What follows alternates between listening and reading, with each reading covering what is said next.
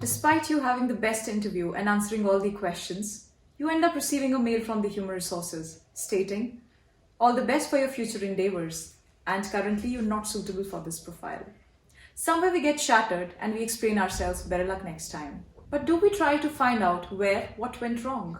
Do we know what we could have done better to make this mail from human resources into an offer letter? Did we invest enough time correcting ourselves so that we do not repeat the same mistakes for the next interview?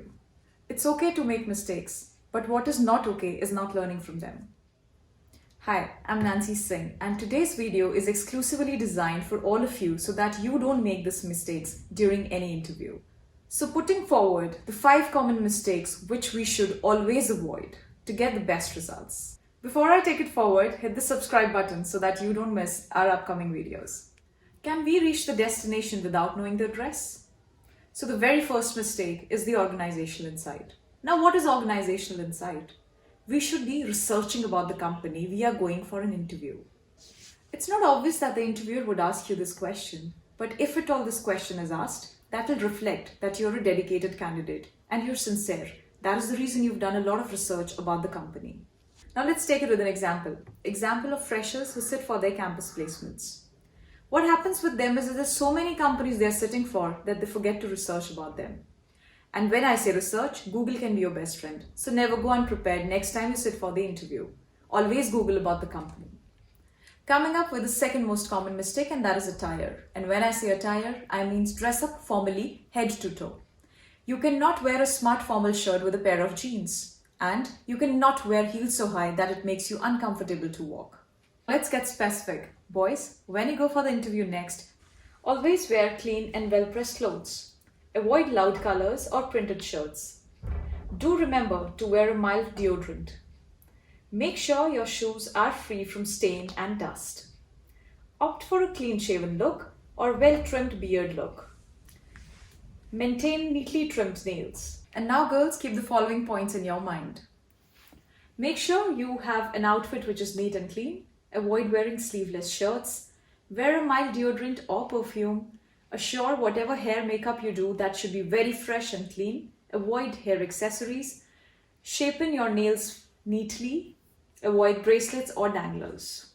More than 50% of the interview is based on the non-verbal communication. And when I say non-verbal communication, I am talking about the gestures. Let's talk about the key gestures. Eye contact. Always assure while you are communicating with anyone, maintain an eye contact. That displays your confidence. And please assure it's an eye contact and not a stare. Sitting posture. Do not slouch in the chair while you're sitting. Always maintain a comfortable and a smart body posture. Next come the hand gestures. Never keep your hands crossed or folded. If you keep your hands crossed or folded, that displays an anxiety. Rather, use your hand gestures very naturally.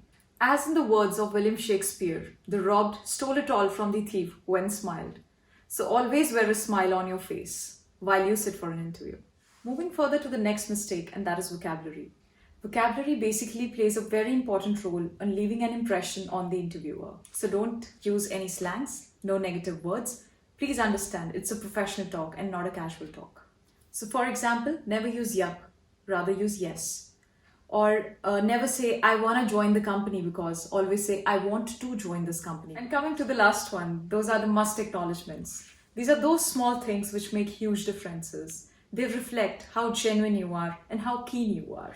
Not only this, it sprout out to how mannerable you are and what are your core values. Note, when the interviewer is explaining you something, this shows that you are listening and you are interested. Seek for permissions. While you enter the room of the interviewer, always knock and ask, "Sir or ma'am, if I could please come in," or "Sir or ma'am, if I could please have the seat." This reflects your etiquettes, and that is what is going to make you different from other candidates. Other than that, close your conversation. That again leaves a wonderful impression. Always thank the interviewer for interviewing you, for his or her time, or for having you. So these were the 5 common mistakes candidates generally make during their interview.